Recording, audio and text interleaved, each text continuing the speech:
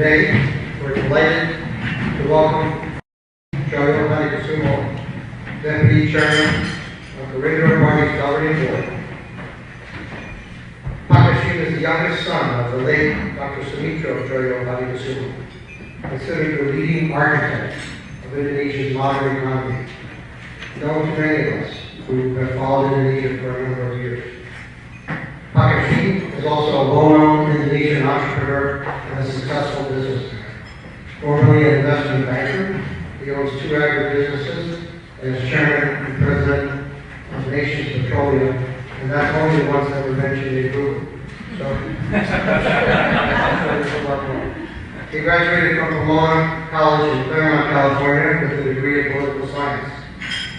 He's something of a Renaissance man, and this is only some of it. He is a Renaissance man. His interests include preservation and conservation, rainforests, wildlife sanctuaries. He can talk to you about rhinos, orangutans, tigers, as well as the Indonesian economy and political scene equally. He also chairs the Djojohadikusumo Foundation, which promotes social activities in education, children's health and well-being, and cultural heritage preservation in such areas as Javanese and Indonesian linguistics and anthropology. Hasyim is the brother of Lieutenant General retired Prabowo, leader of the Gerindra Party. He co-founded the party with his brother in 2008. Gerindra stands for Gerakan Indonesia Raya, or Great Indonesia Movement. It is one of the 2 new parties which passed the threshold test in the 2009 elections, enabling them to be seated in Parliament. I think he'll tell us a little bit about how the electoral system works and the legislative system in his talk. If not, we can bring it out in questions and answers. General Prabowo is a potential candidate for president of Indonesia in 2014, as I guess most of us realize. Various Indonesian polls consistently rank him as one of the leading potential candidates. Hasyim will speak today on the Gerindra Party's views, his assessment of the prospects of the Gerindra Party and of General Prabowo in the 2014 legislative and presidential elections, and his perspective on the overall 2014 political landscape. His talk will be followed by a Q&A session. Please join me in welcoming Hashim Djojohadikusumo.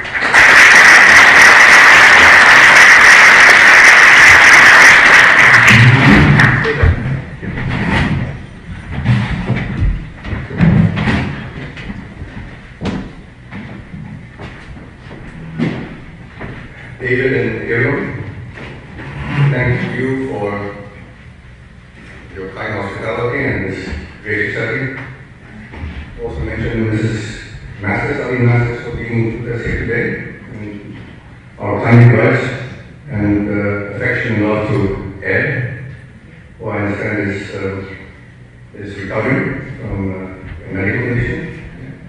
Ambassador Roy for gracing this talk. Thank you very much. Ambassador Paul Cleveland, wherever you are. Oh, you were doing that, right. So we have many ambassadors here today, so I feel a bit daunted. I wear many hats, as David mentioned. Today I'm a politician. I never thought in my younger days I would ever be a politician. I'm a businessman, proud to be a businessman. I'm a capitalist, and proud to be a capitalist.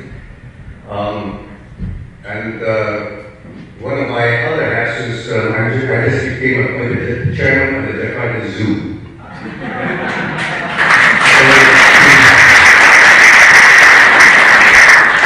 My good friend, the new Jakarta government, Jokowi, was kind enough to appoint me chairman of Jakarta Zoo, because he and I both have shared the same interest, the same love for wildlife conservation. And this is something that I put into the platform of Gerindra. The Gerindra Party is the only party in Asia which seeks to actively promote and preserve wildlife conservation. So tomorrow I'm meeting Dennis Kelly, the head of the Smithsonian Zoo, wearing my other hat as chairman of the Jakarta Zoo. ladies and gentlemen, I want to thank all of you for making me feel at home. It's the weather is almost like Jakarta. Actually, it's worse than Jakarta. And that's my wife, Ani, who's here with me today. Ani, can you say it to you?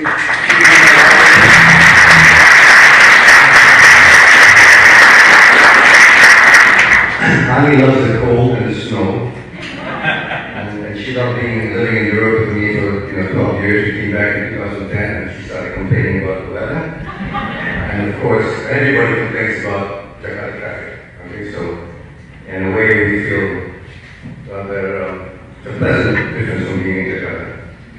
Now, ladies and gentlemen, I've been asked to keep all my remarks to 30 minutes. It's going to be an effort, David, because 2 days ago on Monday, my brother Prabowo and the leadership of our party declared our manifesto, the new manifesto, and our program, which we call the 6-point program. They took 2.5 hours. 2.5 hours, not including, part of it was an hour-and-a-half Q&A session with Prabowo. So you've asked me, and I will try my best. I will try my best, and if I miss anything, and it's inevitable because of time constraints, I will be missing something. Of our program, we have a very interesting program which I actually spent 9 months with our team to draft. We took 9 months of effort to draft this program. This program is an offshoot and derivative of the program that we actually drafted in 2008, and which we Ambassador Memaparkan, sama datang Bu, Ibu Rosa.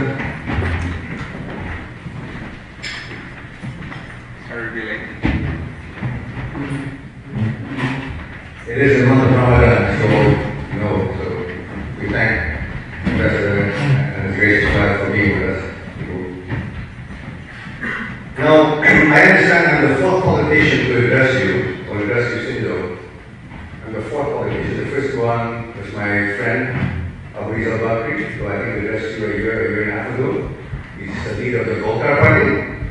The second person was His Excellency Hatta, the leader of the National Mandate Party, or PAN, as you say in Indonesia, Partai Nasional. The third politician I understand has addressed you a month ago, Gita Wiryawan, from the governing Democratic Party. I'm the fourth politician. But there's a difference. The first 3 politicians are members of the government. They're members, each of them are members of parties which are of the members, constituent parts of the governing coalition. Gerindra is the opposition party. I'm an opposition politician, and there's a reason why we're in the opposition. And I hope in the next 29 minutes to be able to explain why. 8 minutes. We agree that David will wink at me as time goes on, and that's a 5-minute towards the end. And I'm sure during the Q&A that will last about 30 minutes, we'll be able to address some of the other questions. Now, Gerindra, what do we stand for? Why did we set up this party? We founded the party on the 6th of February 2008. Gerindra is 5.5 years old.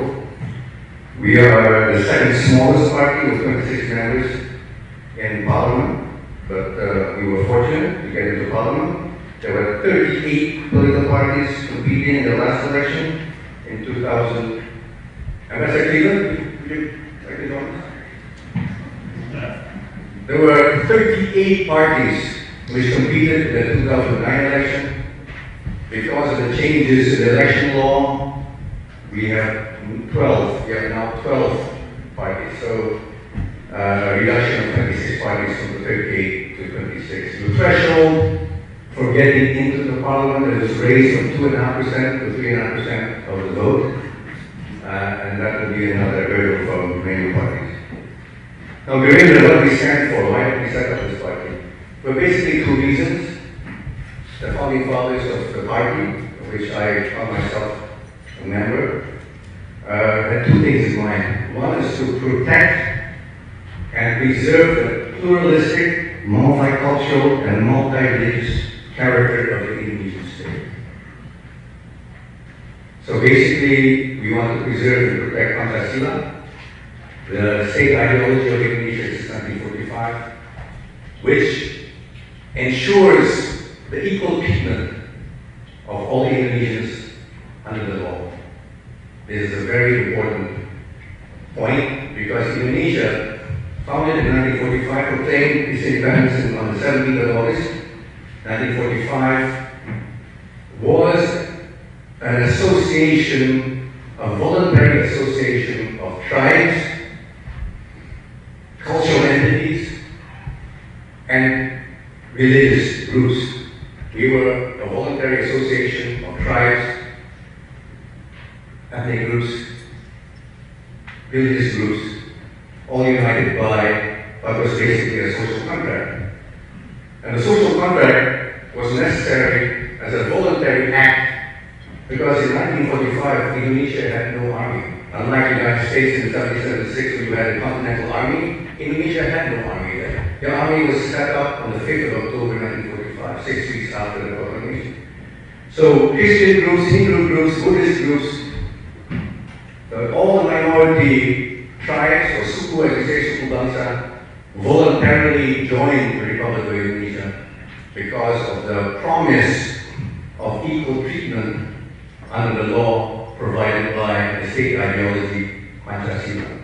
This is a very important point because we at Gerindra, Prabowo, myself, and others felt that the underlying underpinnings of Indonesia was and is and will be threatened in the future by extremist forces preying and misusing and abusing all the centrifugal forces of a multi-ethnic state such as ours. Indonesia, as you all know, I don't want to dwell on this again, but we have, I think the last count I saw, we have at least 500 languages, 500 or more tribes, we have 6 major religions, all united on 17,000 islands. The last count I saw 17,000, 6 major islands. Difficult to keep united.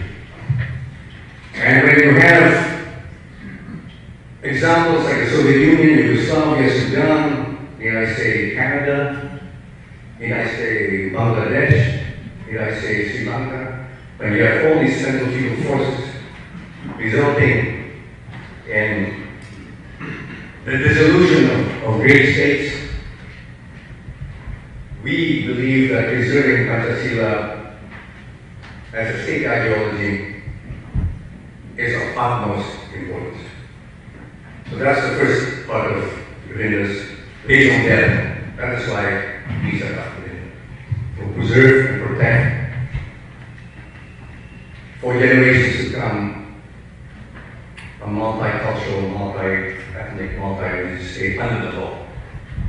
A Christian, a Buddhist, a Hindu would feel the same way that a Muslim would feel that this was their fatherland, this was their motherland, tanah airku. Hence the importance of Pancasila and the survival of Pancasila to underpin the social contract that we have. The Christians, the Hindus, the Buddhists all joined Indonesia voluntarily because they were promised that under Pancasila. The second pillar of Gerindra is to promote and implement policies to uplift Indonesia's poor. And what we call in Indonesian ekonomi kerakyatan, loosely translated as the people's economy, but basically essentially focusing on policies to uplift Indonesia's poor. That's the basic way I can translate it. Maybe other Indonesians can translate it in a different way. It's basically to realize the full potential of Indonesia, given its abundant natural resources and its geographic position in the tropics, including but especially abundant rainfall, and I will go on this later. The main focus of the second pillar of Gerindra is the preservation of Article 33 of the Indonesian Constitution of 1945, which, and and I will quote in English,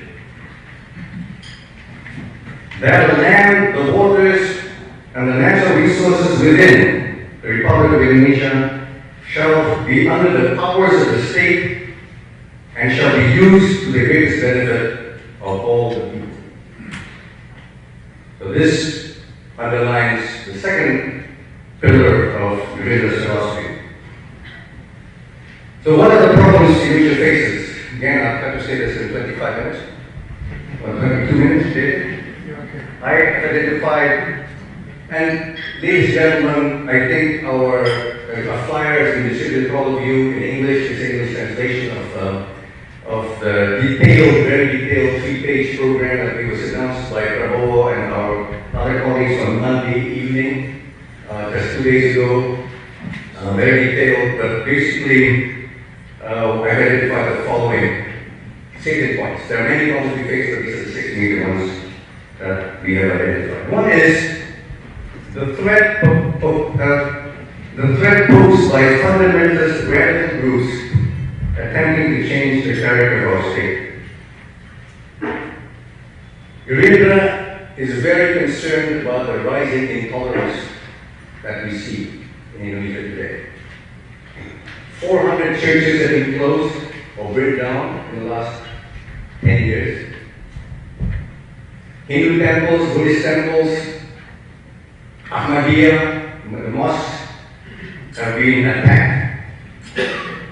And just 2 weeks ago, the Shiite village of Sampang in Madura, the villagers were forced to relocate involuntarily, or involuntarily forced to relocate to another area. These are native Maduris of the island of Madura. These are not settlers, these are not settlers from other islands. These are native Maduris whose only crime was to be members of the Shiite sect of Islam. Now in Indonesia, the Shiites number less than 0.5% of the population. The Shiites are a mainstream Orthodox Islamic group, numbering I think 35% of all Muslims are Shiites, but in Indonesia only 0.5%.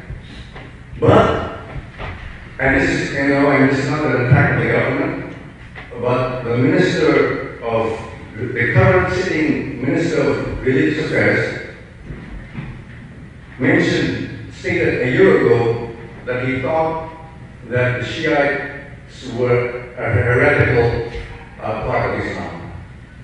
He considered Shiaism heresy. I understand that the Iranian ambassador got furious, he was quite furious. So was the Iraqi ambassador, and so was the Syrian ambassador. They all three were angry because our Minister of Religious Affairs called the Shiite branch of Islam heresy. But gentlemen, ladies and gentlemen, this is just symptomatic of the problems that we face in Indonesia.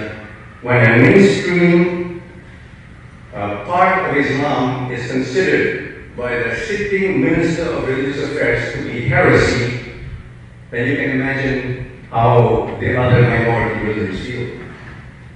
I'm a Christian, I'm a part of the Protestant denomination. My sister is Roman Catholic. Prabowo is a Muslim, that's our family. We've always been a multi-religious family, we have no problems with that, and many other Indonesians are the same way.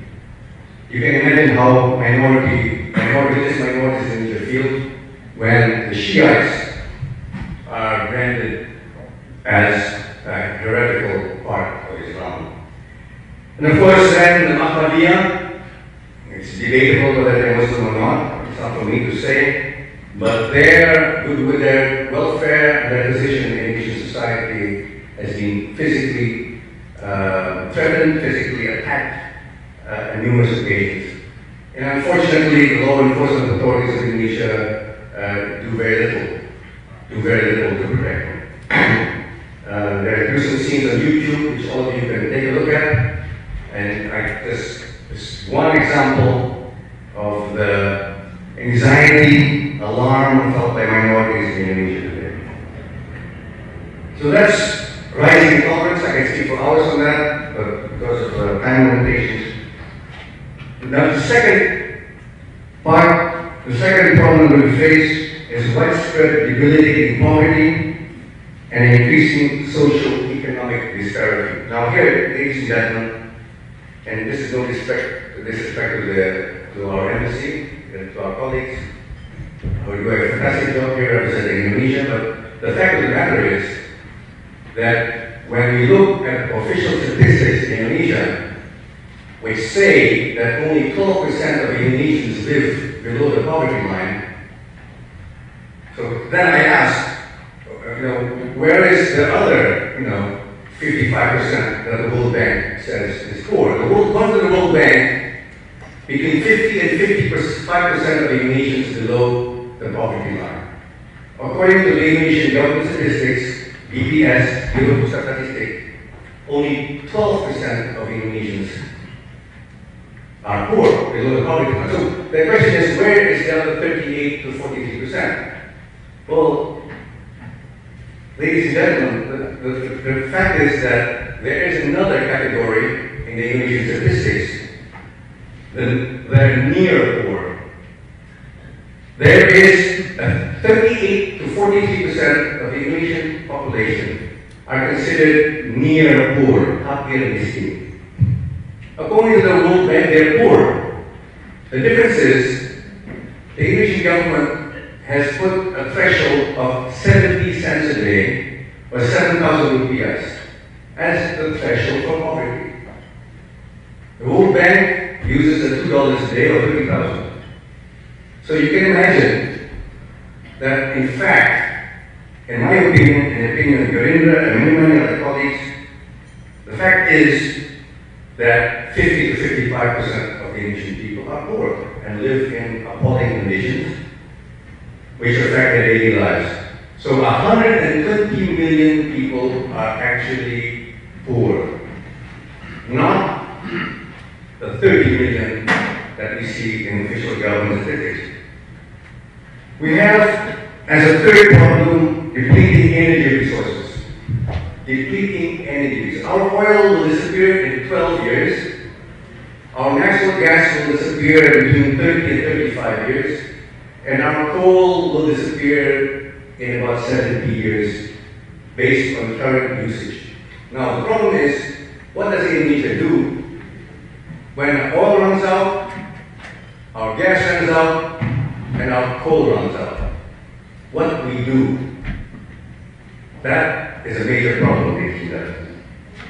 The fourth area of concern to Gerindra is the population explosion.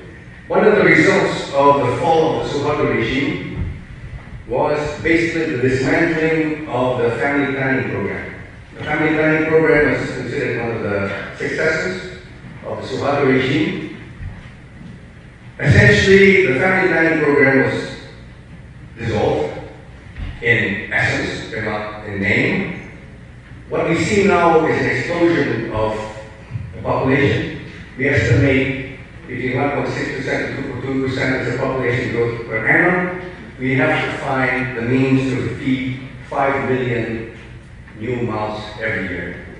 5 million. We estimate the population of Indonesia, if the population growth is unchecked, to go to about 320 million people from the current 245 million. And then, of course, the problem of corruption and weak governance. Most Indonesian observers or foreign observers of Indonesia read in the papers, there's not a day that goes by that we don't have a corruption case mentioned, and often 2, 3, 4, 5 cases a day. This is a major problem. As of last week, I think 175 to 180 bupatis, or county chiefs, regions, have been indicted or imprisoned. I think up to about 70 to 18 governors have been indicted or imprisoned. Corruption is endemic, it's a cancer on our society, and is a major cause of great concern because basically of misallocation of resources. And the last point that I have today is the widespread environmental degradation and deforestation of our country. And as of last count, we are seeing a figure of 58 million hectares, or 150 million acres of rainforest are either gone, depleted, or severely degraded. 58 million hectares, or 150 million acres. Now, what are the priorities for Gerindra? There are many priorities, but we've identified 9, which I'd like to mention this to you today. One is infrastructure. Gerindra will pour massive resources into infrastructure. Everybody who's been to Jakarta lately has seen the traffic problems of Jakarta. Is one of various cities. Bandung, and anybody who goes to Bandung on weekends can see the traffic problems. You go to Surabaya, people now complain about Jogja, Semarang. Almost every major city of Indonesia has severe traffic problems. Anybody who's been to Jakarta lately has seen all the frequent brownouts or blackouts. Severe power shortage. A severe problem with ports, airports, seaports, a problem with mass transit, and the list goes on and on and on. We will concentrate heavily on infrastructure, including all those to do with transport, but especially on electric power. Electric power, we have great resources. Indonesia has their greatest resources in terms of geothermal resources, which to the credit of this current government is being affected and implemented today. The second area of concern, and will be a priority for Gerindra, is agriculture. As some of you know, my brother Prabowo has been for the last 9 years, he's been president of the National Farmers Association. And as president of the National Farmers Association, he's become very well versed and literate in all manners of agriculture, and especially agricultural problems. The fact is that Indonesia is an importer of almost all agricultural items, and this is a cause for great concern. The problem is that the current government devotes very little resources in terms of the budget towards agriculture. According to the latest budget, 2014, the government has only allocated less than 1% of its budget for agriculture, for a sector which provides a livelihood for up to 60% of our population. 1% of our budget, national budget, is being allocated for a sector which provides livelihood for up to 60% of our population. Just think about it. And think about the gross injustice that the farmers feel. The third is healthcare. Healthcare, including the introduction of the family planning system. I have with me today a headline of the Jakarta Post. Jakarta Post, dated the 11th of July, that's last week, 5 days ago, 6 days ago. And the headline is, "A Stunted and Overweight Generation." And what does it say here? And this is something that I've known for a long time, but now the World Bank has come out. 36% of all Indonesian children below the age of 5 suffer from severe malnutrition. 36%. And because of severe malnutrition, the World Bank fears the stunted growth will affect the productivity of a future Indonesian workforce. 36%. 28% of Indonesian children under the age of 5 living in Jakarta, in DKI, 28% of what we call balita, 5-year-olds and below, suffer from malnutrition. 28% of Jakarta children under the age of 5. 56% of the children of NTT, which is Timor, Flores, Sumba, 56% of children under the age of 5 living in NTT suffer from malnutrition. And the list goes on and on. This is, in our opinion, scandalous for a country with huge resources. And this has portends ill, ladies and gentlemen, this portends ill for the future of Indonesia. If you're talking about a vibrant, young population,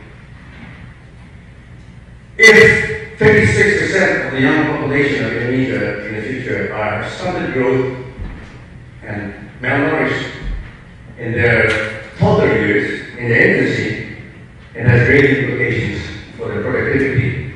And it's in the World Bank study, which was announced and disclosed in this and was disseminated last week. This is an area of concern for Gerindra. We have a detailed program. We intend to build a hospital in every one of the 502 municipalities and counties. We think it's doable, the funds are there. I will tell you in a few minutes where the funds will come from. Education. For any businessman, foreign expatriate businessman who's ever received lately a resume, a job application, I think you know what I mean. I've received hundreds of applications from graduates of Indonesian universities and schools, and I can tell you that the level and quality of their resumes, the level and quality of their job applications in the Indonesian language, if not the English language, is much to be desired. It's appalling, frankly. It's appalling and shameful that I would say 95% of the job applications that I get don't meet the standard that was the standard maybe 20 or 30 years ago. I think it shows ill, and I want to cite a case of a study of 40 national educations around the world, 40 done by the Pearson Group of the UK. Indonesia was ranked at number 40. Of 40 countries rated by the Pearson Group, Indonesia's national education system was rated at number 40. Finland was rated number 1. The United States was rated number 17. South Korea was rated number 2. Singapore was rated number 5. Japan rated number 3. And Taiwan was rated number 4. Indonesia was rated number 40 out of 40. I was not surprised. And neither were many of my friends. Fifth, environmental protection and rehabilitation. We intend, immediately when we get power, is to immediately reforest Indonesia, but in a biodiverse way. I know some of you are alarmed, thinking of maybe palm oil, right? Monoculture, I agree, very, very bad. We have a way, and we have a method to reforest Indonesia in a biodiverse way, based on a miracle tree called the palm sugar tree. And the Latin scientific name is Arenga pinnata. I would urge some of you who are interested to go on Google and look up Arenga pinnata. It's a palm sugar tree which is native to Southeast Asia. People who have studied this for 35 years, this tree will produce a bioethanol, a juice, a sugary juice, which through a process can produce a bioethanol, which can provide the fuel for transportation, for cars, for planes, for ships, and for power stations, and will be sustainable and forever. All we need is the sunshine and rainfall, and that's why I mentioned the abundant rainfall. Countries without rainfall, sufficient rainfall, will have a problem with this tree. However, Indonesia is blessed with abundant rainfall, and this is a means by which we will reforest Indonesia. The target will be 10 million hectares in the first 5 to 10 years, eventually to reforest all of Indonesia's 58 million hectares of degraded land. Each hectare will be planted with up to 1,100 species of trees and plants, and will produce 20 tons, minimum 20 tons of ethanol per hectare per year. So you can imagine if we were to eventually reforest Indonesia with 40 to 50 million hectares of biodiverse forest based on the palm sugar tree, we will be able to produce at a minimum 800 million tons of ethanol per year minimum. Studies have been done. Last studies were done by the Netherlands government. The Netherlands government, the Ministry of Economic Affairs, did a validation study which proved the concept. And we will, as we get into power, immediately implement this program. This program, this tree, is well known to the Indonesian government. In fact, the current government approved this tree to be planted all over Indonesia. That was 6 years ago. Gerindra will implement that program. One of the major problems we face is that in spite of the abundant rainfall that I mentioned, is the fact that our water resources are disappearing. Scientists have told me that in Sumatra and Java, because of the deforestation and the denuding of all the forest cover on mountains, the number of water sources, aquifers, groundwater sources, have disappeared by 80%. 5 minutes left. 80%. Highly disturbing. We will implement policies to restore water resources all over Indonesia. The sixth area of concern, and sorry, the sixth area where it's a priority for us is the combating of corruption. Need I say more? When I have time at Q&A, I'll tell you how we're going to do it. Big problem. 7 is the eradication of human trafficking and illicit narcotics. We came to the shocking reality that human trafficking is a major part of criminal activity in Indonesia. I found this out from my daughter 2 years ago. It's a major problem, unrecognized.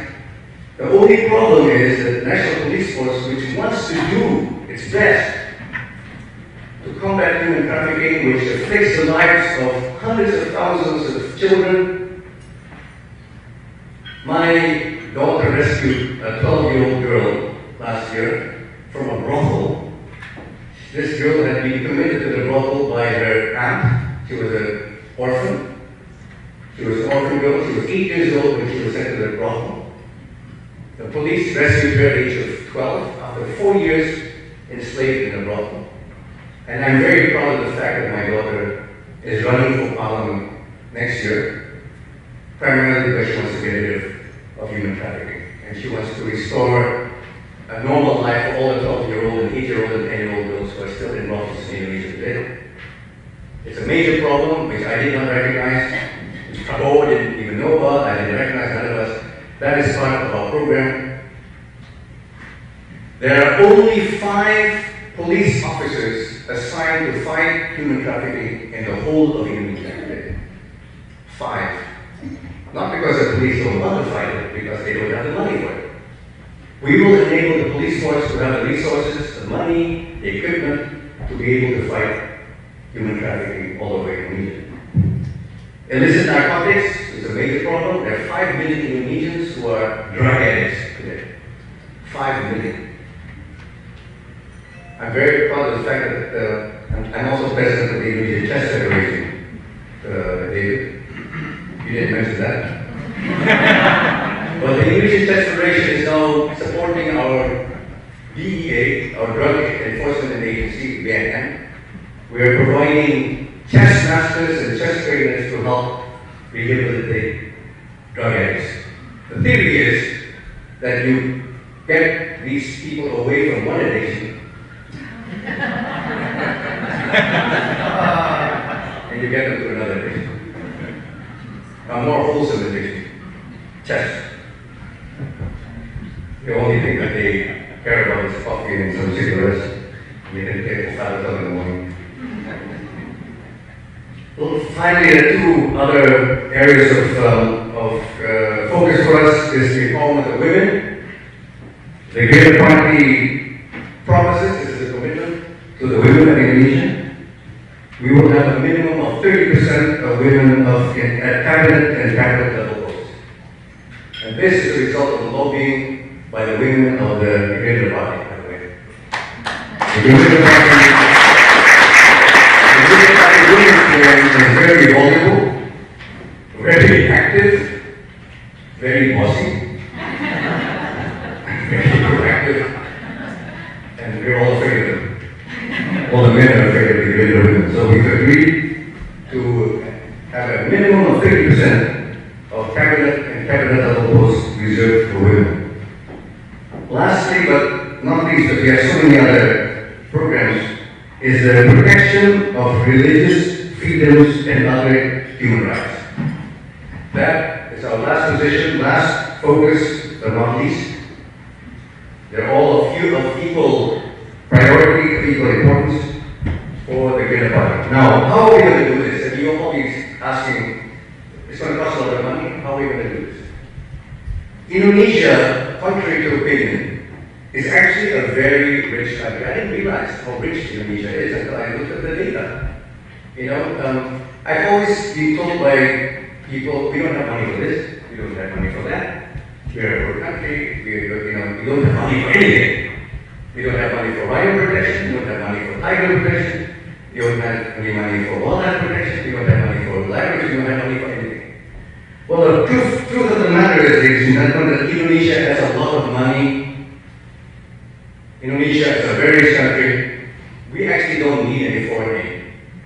We really don't, in terms of money.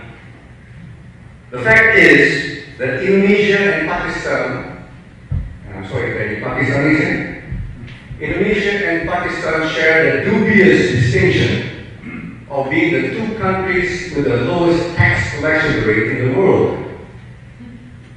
It's a fact. Indonesia and Pakistan have the dubious distinction of being the two countries with the lowest tax collection rates in the world. Pakistan is more or less 10% of GDP. Indonesia's target for this year was 11.7%. The Director General of Tax just announced a few weeks ago that he cannot make the target of 11.7%. Ladies and gentlemen, our neighbor and ASEAN ally, Thailand, 3 years ago reached a target of 16.7% of GDP. And according to the same study by the World Bank, Zambia in Africa reached a level of 16% of GDP. So you don't have to be a rocket scientist to do all the sums. The basic arithmetic. If we were to reach from 11.7% to 16.7%, which in my opinion is doable, is to be done by the Thais. The Thais are our Southeast Asian brethren, the members of ASEAN. We can get technical assistance from the Thais, I'm sure. We can get technical assistance from the Zambian government, I'm sure. With Zambian technical assistance, we can reach 60%. With Thai government assistance, we should be able to get 16.7%. Now, what does it mean, ladies and gentlemen? The numbers are staggering. With a GDP of $900 billion, I was told, which is supposed to be this year, you can just basically, if we were to reach the Thai level of tax collection, it would mean that we would collect 5% of GDP in tax a year, right? Which means $45 billion of tax revenue a year. The money is there in Indonesian society, it has to be collected. The fact is that only 10% of Indonesians pay tax. There are 40 million households in Indonesia. According to the government, 40 million households, 245 million Indonesians divided by an average of 6 per household, 40 million households. Now, if you accept the premise that 50% of Indonesians are poor and therefore need not pay tax, and I accept that premise, then the other side of the coin is evident that 50% of Indonesians should pay tax. That means that 20 million of households should be paying tax. And the fact is that at the moment, only 4 million tax numbers exist The tax number, NPWP, nomor pokok wajib pajak, as all Indonesians here in this room know, is the number or the tax card which every Indonesian should have. Unfortunately, only 4 million households carry the NPWP, which means that 60 million Indonesian households don't pay tax. 60 million households who should be paying tax are not paying tax. That, in the opinion of my friends, the opinion of Gerindra, and the opinion of many tax experts, is where we'll get the 5%. Without raising the tax rate. The tax rate is very fair, in my opinion, 30% for individuals, 25% for the corporate income tax rate. One of the good things that the current government has done is to lower the tax rates. You know, I'm a capitalist, I like low tax rates. And without raising tax rates, but with getting more of the Indonesian public to be the tax net, we will be able to find another 5%. Now, 5% of GDP over 5-year presidency adds up to $225 billion. $225 billion of tax revenue to be collected. That's the aim, and that's the aim of Gerindra, and that's the aim of President Prabowo. We will get extra revenue through a fair, equitable sharing of the pie. $45 billion of taxes to be collected from people who don't pay tax at the moment, without raising tax rates. So those Republicans who are here, don't feel alarmed. We will not raise the tax rate. Russell, Freeport. We may have to negotiate other things. The tax rates are fine. I mean, take Freeport paid $2.5 billion in tax last year. Good for Freeport. Russell. Good for Indonesia. Good for Indonesia too. And lastly, David, I know you're getting nervous. We will undertake, as part of Gerindra, we call the big push. Prabowo likes to call it the big push. So the big push will be a tax collection. We're going to hire a lot of tax inspectors, and we're going to go and collect the taxes which should be paid fairly, fair taxes by all Indonesians. Okay. The second part of the big push is massive investments in infrastructure. I talked about that earlier. Reforestation, biofuels, and food production. That will be the second part of the big push. And then there are other secondary areas as equally important. You know, the Republicans, if you have too many priorities, everything becomes a priority, nothing is done. So we have to be selective. Prabowo told me and our friends that basically the well-being of Indonesia rests in the hands of one department. One department holds the key to Indonesia's success as a country or failure as a country, and that's the tax department. The tax department holds the key to Indonesia's future.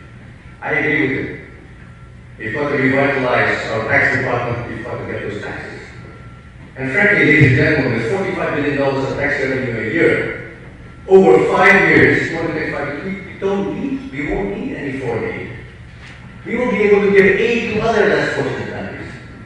Anyway, that's the dream that we have at Gerindra. Lastly,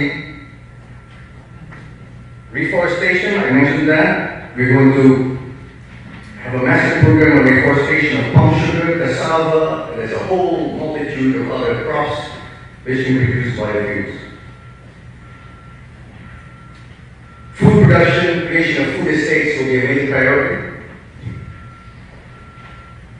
We hope to plant 10 million hectares in the beginning, initial stage of a Prabowo presidency, based on the palm sugar reforestation model, and 6 million hectares of rice and other food crops, which we think and we understand from food experts, agronomists and so forth, is highly doable and highly feasible. And we hope to be able to produce jobs, between 1 to 4 jobs per hectare of bioethanol and of rice. Now I think the last minute, I'd like to just quote from my brother Prabowo, the leader of our party, and I quote him verbatim. I was brought up with the motto, who dares wins. Siapa berani menang in Indonesia. I think this is a time for Indonesia to dare to do what many others consider impossible. To achieve the dreams of our founding fathers in 1945, an Indonesia that is just and prosperous. A republic that can protect all its citizens, regardless of race, religion, ethnic, or social background. A republic that is respected because of the welfare and happiness of its people and its contribution to peace and harmony amongst its neighbors. Thank you very much.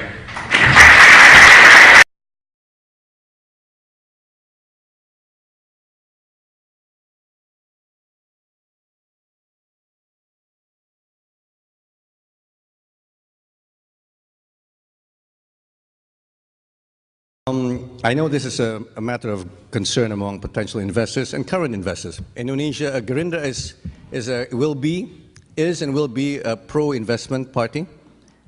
Remember, I'm a capitalist, Murray, and there are a great number of capitalists in the Gerindra party. We are not a socialist party, but we do feel that FDI should have a high degree of reciprocity. And what do I mean by this?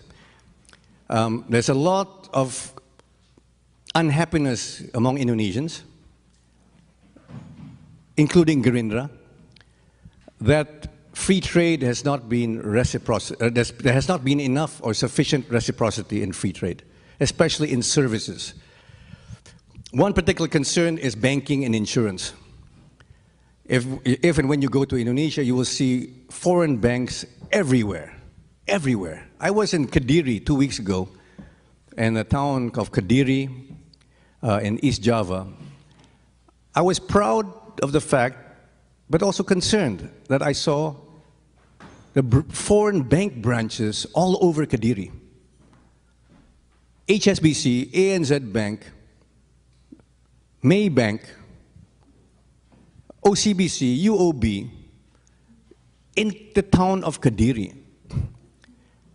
Now, there's a bank, Murray, there's a bank called CIMB Niaga, which is a Malaysian bank, with 2,000 branches in Indonesia, with no restrictions as to whether to get rupiah or dollar deposits.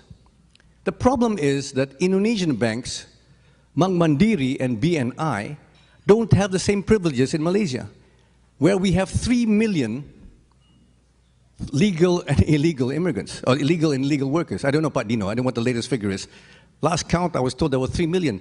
3 million Indonesians living in Malaysia deserve to have the right access to Indonesian banks, the way that Malaysians have in Indonesia. So that's one, and by the way, CIMB Bank is one of many, many banks with the same privileges. The problem is we don't have the same access, the same level of reciprocity in Malaysia. We don't have it in Singapore, and we don't have it in China. Bank of China, ICBC, the two of the biggest banks in China, have branches in Indonesia. They have open access. Our banks are restricted to Shanghai. They're limited to dollar deposits. They cannot go into yuan or renminbi business. Completely restricted by the People's Bank of China. So this is the sort of thing where we have rising resentment, frankly. I resent it. I'm also resentful of that. But it's more in terms of in the services sector. Now, on extractive industries like Freeport, Gerindra is committed to do its maximum processing of commodities within Indonesia. Russell, take note. Gerindra is determined and will implement policies to have maximum value added in Indonesia. Now, does it make us nationalistic, patriotic? I think it's reasonable. There's no reason why our extractive industries could not build more of its value added in Indonesia. Now, the problem is, and I realize this, Russell, and a lot of my friends are in the mining industry. The problem is that implementation of this value added currently undertaken has not been realistic. manganese producers in Timor complained to me that they would like to have value added, but there's no electricity in Timor, or Sumbawa, or Flores. So what should happen is that the government or government incentivized private businesses should be given the privilege and the right and access to build the infrastructure which I mentioned earlier. So one of the problems, and we are cognizant of the complaints by the private sector and by the mining industry, there's not enough infrastructure, there's not enough power, there are not enough adequate port facilities, there's not enough of the handling facilities. All those things are correct. We recognize that. That is just a major problem which has to be corrected, but that will be done by a Gerindra government.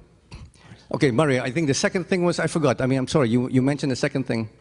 Relations with the U.S. Relations with the U.S. I mean, ladies and gentlemen, Prabowo graduated. I think he's the only candidate. I don't know, maybe Gita. Did Gita graduate from an American school? Yeah? Okay, so Gita, who I understand is going to run for president, and Prabowo is the other candidate who graduated from American school. So what does it mean? It means that Prabowo is very pro-American. He's been to American high school. He went to American grade school. I mean, he's been going to American school all his life. He went to Special Forces. He was in Fort Benning, Fort Bragg. I'm pro-American. Until recently, I was an investor in California in a big way, in the oil business. Yes, the U.S. will be a privileged partner with the Gerindra administration.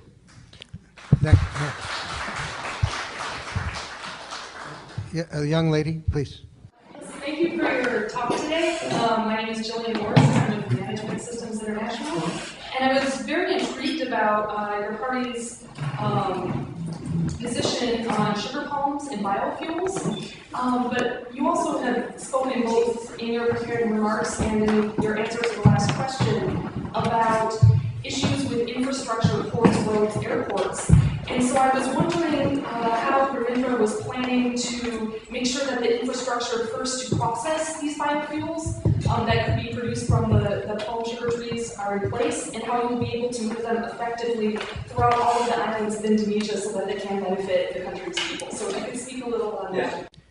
Okay, so the palm sugar reforestation model, which is a model which has been examined and tested by various international governments, in the latest one being the Netherlands. And the key is basically to have access to degraded lands all over Indonesia. We will reforest degraded lands. The emphasis will be on private-public partnerships. We would want to invite foreign companies to come in. In fact, we feel there's a role for companies like Exxon, BP, ConocoPhillips, oil companies, which are in essence energy companies, to come in and replant Indonesia and keep being in the energy business. The difference being, one based on fossil fuels to another based on a sustainable energy source. So, infrastructure is going to be very important. We will have to do ethanol plants.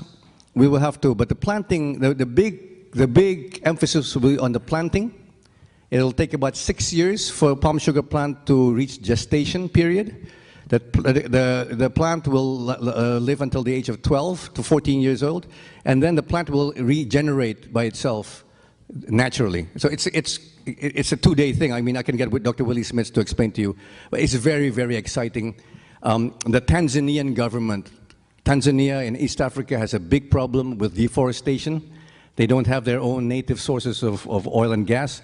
Therefore, the people, for cooking, they have to cut down the forests. And there's a huge problem of desertification in Tanzania. The Tanzanian Minister of Environment was a woman. I think she's still Minister of the Environment. She came to visit us a few years ago. She went to Manado. She took a look. She's very, very impressed. She wants to do, and she's persuaded the Prime Minister of Tanzania to adopt this thing. So we actually can help countries in Africa and others. One idea is to, in fact, do this in Haiti. Now, some of you who know Haiti, I don't know Haiti myself, but I've heard from people, I've seen pictures and documentaries. Haiti is a country completely denuded of forest. There's no forest left. It's all basically desert. And it's a great cause of flooding and other calamities. Haiti is one possible candidate to do this.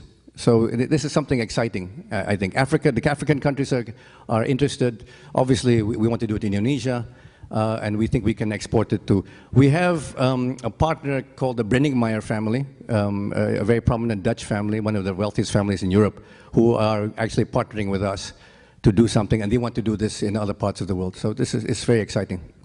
Thank you. Shaw Labine, the Indonesian analyst from Group. It's good to see you again. Very interesting and bold plan at Gerindra that you presented to us today, but that's going to require a very bold and decisive second president of Indonesia. And in order for someone like Prabowo to actually be elected, he's going to have to be nominated first. So really the question I have is maybe not as exciting, but what do you think is a possibility that in October, Parliament's going to take up the discussion again about revising the presidential election law or the election law and trying to revise down this 20% threshold? And if the parties, particularly the big three, PDIP, Golkar, and Partai Democrat, don't agree, what parties do you think that Gerindra will consider partnering with after the election in April, parliamentary elections? Thank you. Well, actually, Sean, we are realists. We are assuming that the law will not be revised. We are assuming that the 20% threshold will be maintained.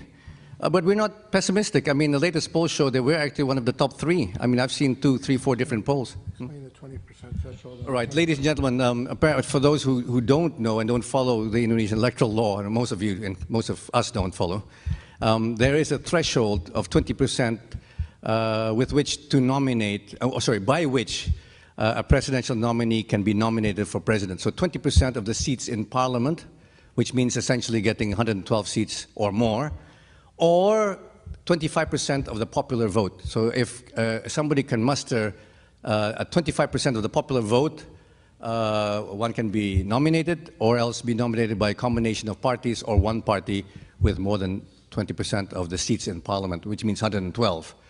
But we're optimistic. I mean, our numbers, and these are numbers which are done by reputable polling firms, show us at between 18 and 22, 23%. I think the lowest was 15%. And so we're optimistic. We're optimistic. Now, which parties I mean, I have to tell you, I can't mention names, but there are some people who you read in the papers who are talking to us actively in trying to be our partner or partners. But I'm not at liberty to tell you. Okay? Thank you. Okay. Yes. Chip Barber. I'm Chip Barber of the State Department. I'm the forest chief there. Our office also, my colleague Evan Shaw is here. I think met with you on Sunday wearing your rhino conservation hat, so we're also the office working on that. My question is about agriculture, forests, and land tenure in the degraded lands. As you well know, we talk a lot about extending agriculture, reforesting, and things like that. In all the degraded lands areas, so of course there are these lots of conflicts and overlaps. Various kinds of concessions, the state's role there, local communities have been there a long time, and a lot of investors and others have said this is how do we get past that problem, because long-term investment requires some sort of clarity. I'd be interested in your views on that. Thanks. Very good point. In fact, I'm glad to tell you that I was instrumental in changing the law, Chip.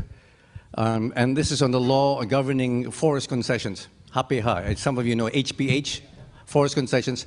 Most of the 58 million hectares of degraded forest is actually on forest concessions. Now, until recently, until 2 or 3 years ago, concessions had to be reforested based on a certain model of reforestation, which basically was monoculture. I mean, if you wanted Meranti, and we got the law changed. We got the Minister of Forestry, Zulkifli Hasan, to change the law, which is a ministerial decree, which allows for what is called silviculture. So in fact, we are now allowed, and I'm about to embark this year on reforesting my concession. I have 173,000 of hectares, of which about 120,000 hectares is degraded because there were 2 fires. You recall in 1983, there was a big fire, and in 1997, there was a big fire. These 2 fires destroyed a lot of Indonesian forests. So the law has changed. We are now able legally to replant using a silvicultural model of reforestation, which means what? Which means, in our case, we will reforest between 60 to 150 species of trees, in some areas up to 1,100 species of trees. And the whole idea is not only to do timber, but also to plant these sugar-secreting trees, the palm sugar tree, but also to be able to plant fruit trees. Now, why is fruit trees important? Fruit trees sustain wildlife. Now, you can understand why I got involved, because I actually helped draw the regulation. So wildlife will be able to be sustained by fruit trees, and fruit trees will be able now to plant together with all the timber trees and others. So we will have cassava, palm sugar, timber, Meranti, agatis, and all the others, up to 150 species, in some cases 1,100 species of trees. So we think that we will be able to restore the habitat for the wildlife of Indonesia, which, as you know, some of the species are in danger of extinction. Next question, please. My name is Sonia. Thank you so much for listening. So I'm really interested that you were speaking earlier about, you mentioned about religion radicalism in Indonesia, that you faced that.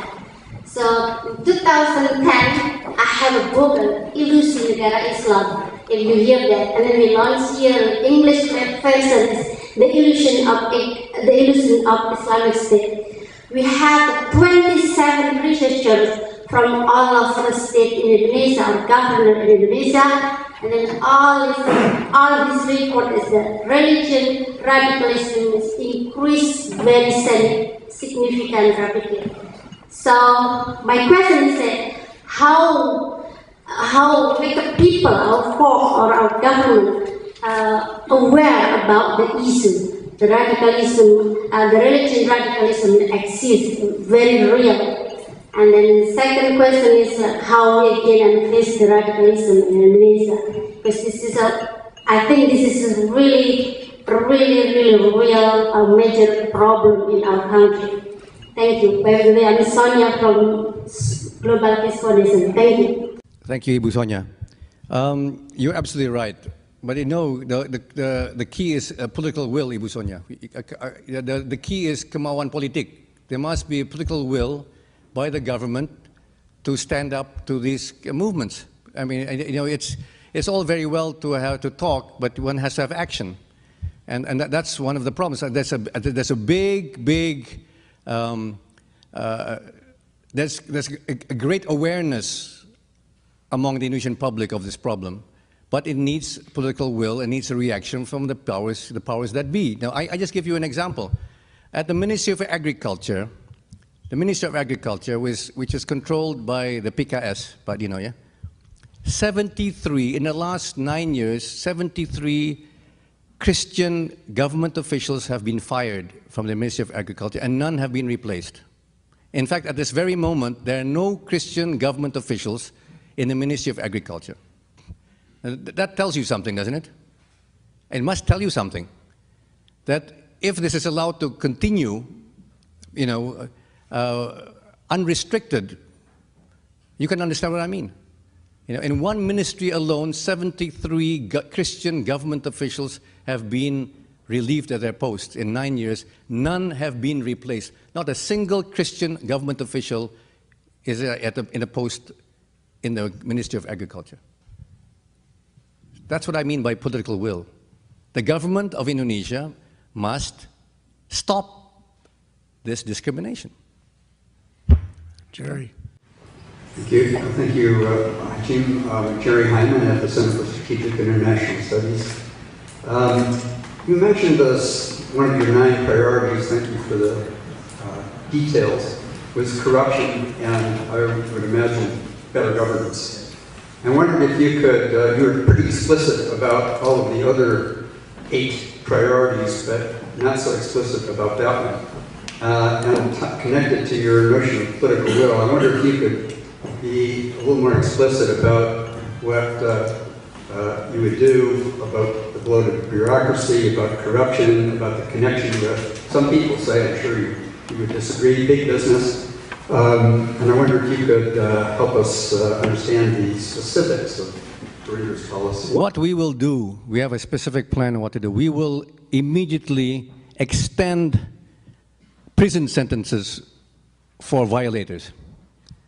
One of the things which gets me very, very angry is when I see corrupt officials getting 1 year prison term, 2 years prison term, 3 years prison term, and then you find them out of the prison for good behavior. For good behavior. There's one legislator by the name of Angelina Sondak. She was a celebrity film star, beautiful woman, corrupt woman. She was convicted to 2.5 to 3 years in prison for embezzling $4 million US, 36 billion. So at the time it was 9,000 rupees, but between 3.6 to $4 million. She was convicted of embezzlement, fraud, corruption. She was sentenced to 2.5 or 2 years in prison, 3 years.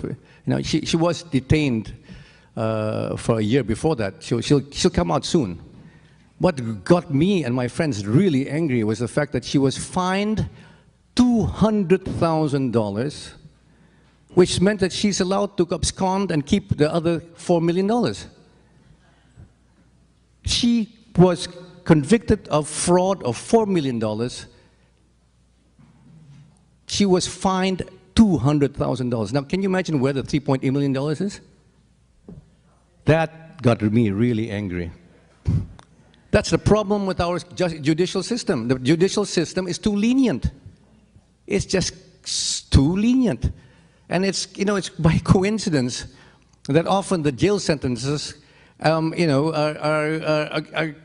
parallel to the amount of time that they spent in prison waiting for trial. So if a person is in trial for 1 year, then they get sentenced for 1.5 years within, and then 6 months for good behavior, and they're out again, I've been in quite numerous wedding receptions. I see people who I thought were in prison, and they were waiting in line with me.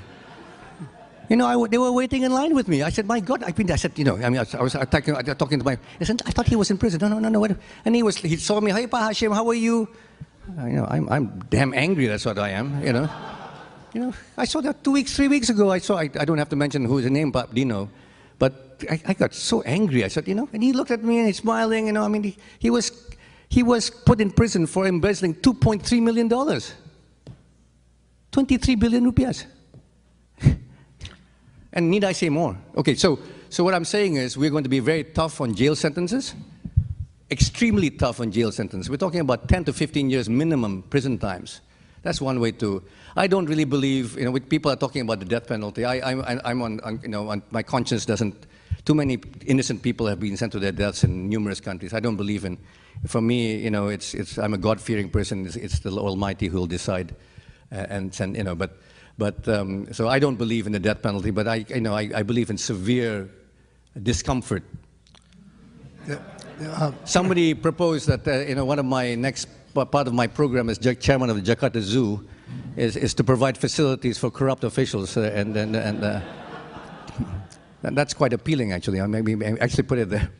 But okay, the second thing is this. The second is we have to be cognizant the fact that many of the judges and policemen and the prosecutors are very, very poorly paid.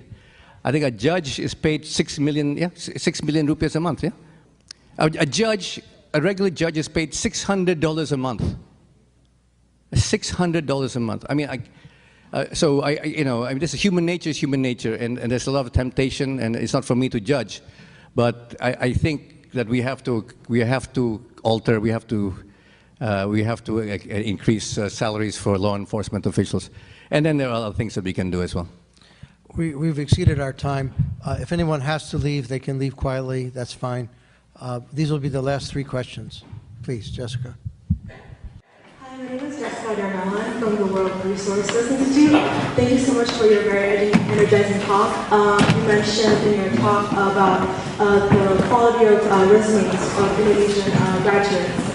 I was fortunate enough to study college at the University of the United States, and my interactions with my fellow graduates from those graduate from abroad is that they often seek employment elsewhere in other countries, and they seem to find there is a lack of incentive to seek employment back home in Indonesia. And I was wondering what your thoughts are on this, and how would you address this issue? Thank you. I think one of the things we have to do is reintroduce foreign language education in the Indonesian curriculum. The state of English education in Indonesian schools is appalling. And we have to, I think, give special allocation of funds for foreign language, whether it's English. My inclination is to introduce English and Mandarin, Chinese language education into our schools. But primarily English, and then of course Japanese and others, and maybe Arabic as secondary. But the state of our language education is appalling, And then one other thing which I'd like to cite, there was some articles about the state of our Indonesian education. I mentioned to you about the Pearson study, but there's another study called the PISA study, which measures the educational aptitude of students around the world, 8th grade students around the world, and they measure between levels 1 to 5, 1 to 6. Unfortunately, most Indonesians fail to attain level 2. Most Indonesian 8th graders only reach level 1. Level 1. Unlike many, in fact, our educational system is rated the worst in terms of 8th grade education. And I have the study to show it to you here. But we have to do many things in the educational system. I mean, and one of them is to improve teacher salaries. Teacher salaries are in most places very bad. In Jakarta, in the city of Jakarta, in DKI, in fact, teacher salaries are quite good. I have to admit that teacher salaries are quite good, and were good even under the previous governor. So that is, but we have 34 provinces now in Indonesia, and most provinces have very bad educational systems. So yeah, if I could, we are rated lowest next to the Philippines. The lowest aptitude among student performance among all East Asian countries other than the Philippines. We are ranked 36 out of 59 countries surveyed. And PISA ranks Indonesia 50th out of 57 countries in science and education. So it's not a good state of affairs. Please. Thank you for your talk today. My name is Usindo from the Brookings Institution. Can you elaborate on how Gerindra will tackle human rights issues? And can you also tell me if Prabowo and Gerindra will rectify past human rights abuses, especially stemming from the May 1998 riots? Okay, thank you for that question. I was anticipating that, by the way. I'd like to say that if there is any rectification, it should not be selective. So, I mean, my only response is that Prabowo would like to be treated fairly, especially by the media. And it should not be selective. So, it's not only one person who's in the spotlight. There were a lot of others who were not on the spotlight. So this is something that I think all of you to be aware. My brother was a 2-star general, where there were a lot of 3-star, 4-star, and there were 5-star generals also in 1998. And all I can say is, one man's, one can say one man's kidnapping is another man's rendition, So not to be selective, it has to be fair. I think Prabowo has had a very bad press. He's much maligned.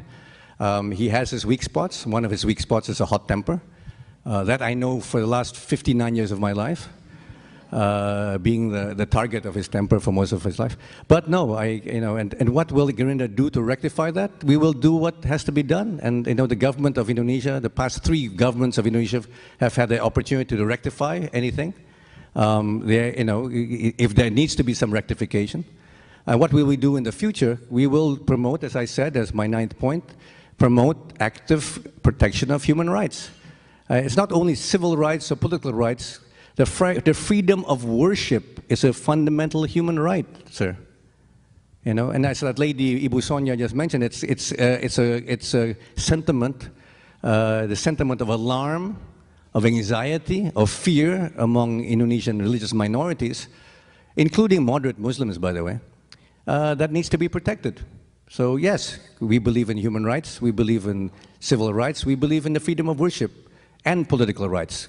Human rights is not only the domain of politicians or pro-democracy activists, it's the domain of ordinary human beings who want to the freedom of worship free of fear.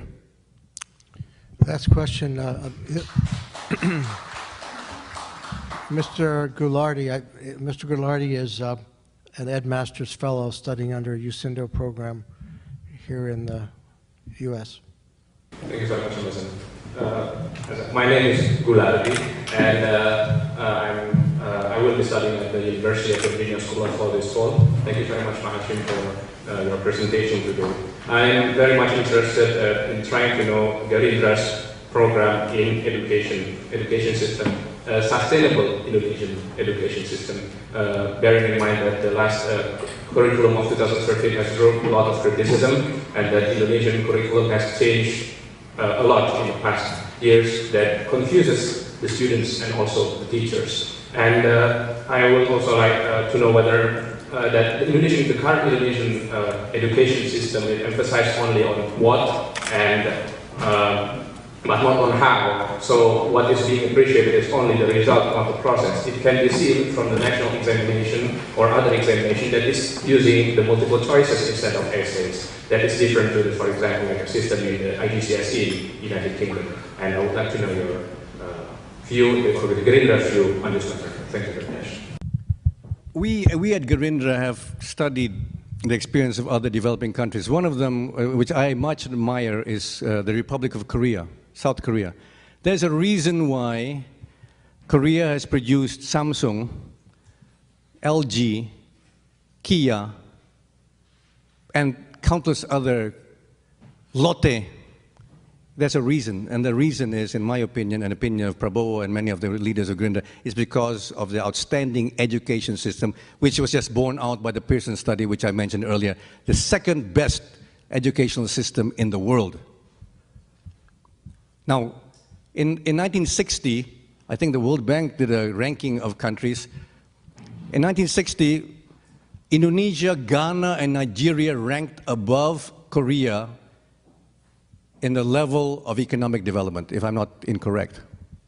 We ranked above, Nigeria, Ghana, Indonesia ranked above the Republic of Korea. And now we see, which company competes with Apple around the world. It's not Toshiba, it's not Philips, it's not Fujitsu, it's not Panasonic, it is Samsung Electronics. There's a reason for that, okay? And that's because of the educational system, in my opinion, and opinion of many other people. Now, there are many, many things that Gerindra will do from day two of being in power, from day two. One is, and this is something which I think is shocking to many of you, who don't know that textbooks in Indonesia are some of the most expensive, if not the most expensive in the world. Ya, Pak Goulardi.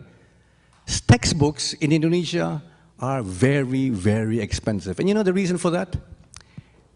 The reason is because textbooks are considered a luxury item, barang mewah. In the nomenclature of our customs department, textbooks are considered on par with my Mercedes-Benz. My Mercedes-Benz. I have an S-Class Mercedes-Benz. I pay the same tax for textbooks that I pay for my car. Now, on day two of coming to power, our Minister of Education will abolish all import duties on textbooks coming into Indonesia. It's a simple act. The Minister of Finance, which controls both the Director General of Taxation and Director General of Customs, can instruct both departments under him or her to reduce the import duty from, I think, 200%, I think it is, or 100%, to zero.